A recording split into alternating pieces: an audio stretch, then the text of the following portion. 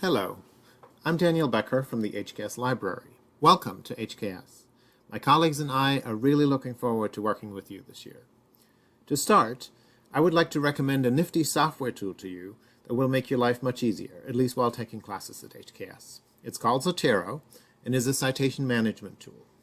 Remember when you were back in college or at university and you had to make sure that everything was properly cited in your papers? Then you probably also remember the chaos and the anxieties about whether you cited the right page number or the right article or the right figure, and of course the fine points of formatting the citation according to the citation style that your professor wanted you to use. The good news is that Zotero can take care of most of that anxiety for you. It allows you to keep your research organized and to insert your citations into your papers properly formatted following the citation style of your choice. It also allows you to save all your citations into the cloud and to sync your library of citations across multiple devices if need be. It even allows you to create shared libraries of citations that are a great way to make collaborative projects much easier. Over the course of the semester, we will be offering several workshops to teach you the ins and outs of Zotero. Today, though, I'm going to show you how to install Zotero on your computer and how to set it up to work with Harvard Library resources. First, let's download the desktop application of Zotero.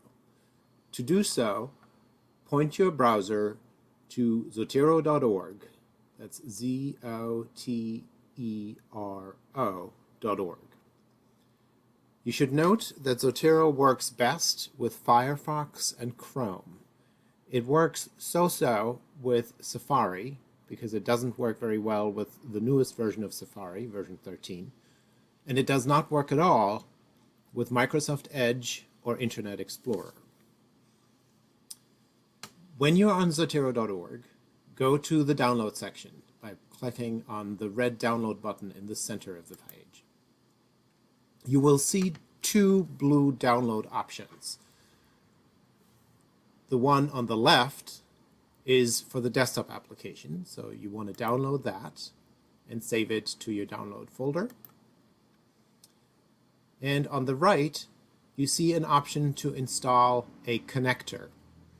In this case, it's a Firefox connector because I'm using Firefox for this demonstration. If you're using Chrome, it should say Chrome connector. What this is a browser extension to work with the desktop application. Basically, what you're going to be able to do once you have installed it is to download citations that you're looking up in a library catalog or in a library database directly into your Zotero desktop client. So if you want to install this, you basically click on this blue button and confirm that you want to install this.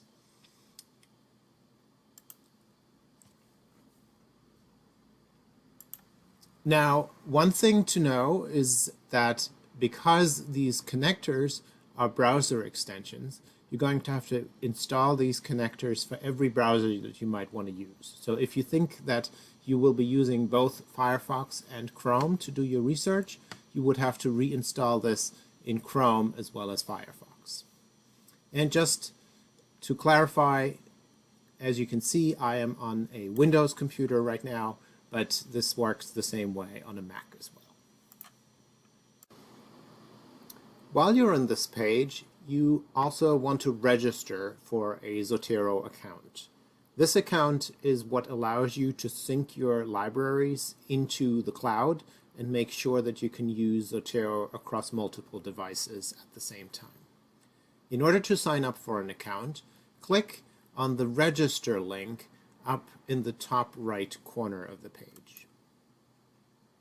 Then fill out the information asked for here, a username, your email address. In this case, you want to use your Harvard email address because that is what gets you free unlimited cloud storage, and create a password. When you have filled out all your information, hit register, and you will receive an email to the email address that you entered that will contain a link which you need to click on in order to activate your account. Next, Let's install the Zotero desktop app. First, make sure that you currently do not have any Microsoft Office program running. If you do, please save your documents and close out of all programs. On a Mac, this means that you have to quit the application and not just close a window. So, navigate to where you saved your setup file, double-click on it,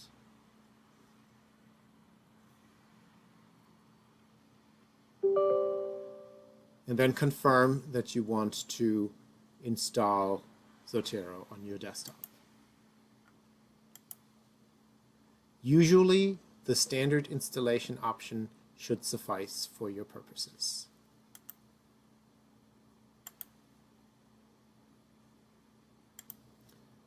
When the installation is finished, you can click Finish, and if you leave this checkbox checked, Zotero will launch automatically. And you should now be seeing something that looks roughly like this. On a Mac, installation works slightly differently. Again, double-click on the file you downloaded, allow it to extract,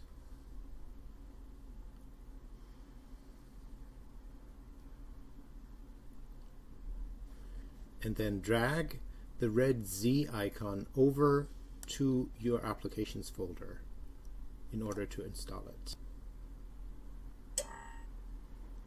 Zotero should now be available through your applications folder or through the Launchpad.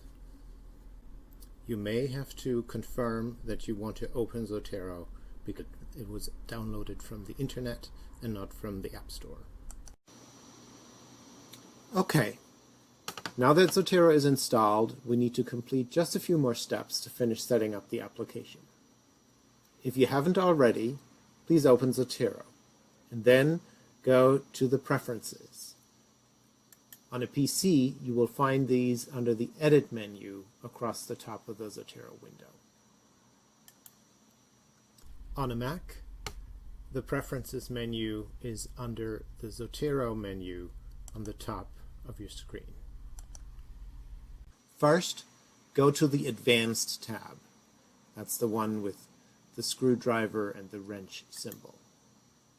There should be a drop-down field that specifies the language. If it is not already set to English, please change it to English. Leaving it set to a different language actually shouldn't have any effect on how Zotero works, but it makes it easier for us to help you troubleshoot should that become necessary. Next, go to the General tab, all the way over on the left, with a gear symbol. About halfway down, there's a Miscellaneous section. Uncheck the box that says Automatically Tag Items. Next, go to the Sync tab with the two rounded arrows. Enter the username you created on Zotero.org earlier and enter the password that you created. And then click on Set Up Syncing. Finally, go to the Site tab, the one with the file folder symbol. Click on the Word Processors tab and double check that the Microsoft Word add-in is installed. If it isn't, this button here should read Install the Microsoft Word add-in. Please click on that. If you're using LibreOffice, obviously you want to install that as well. Finally, check this box here for using the classic Add Citation dialog. Click OK, and you should be all set to go. One last thing to check to make sure that everything is in proper working order is to open Microsoft Word. Open a blank document and double check that up and on top of the Microsoft ribbon there is a special menu for Zotero. If you see this, you should be all set. If you ran into a problem at any time during this process and can't figure out how to fix it yourself, please do reach out to our library team. We're happy to set up a quick Zoom meeting and help you troubleshoot. Just send us a brief email at library_research@hks.harvard.edu.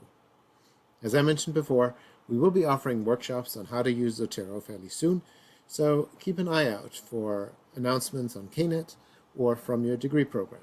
We're looking forward to seeing you there. And once again, welcome to HKS.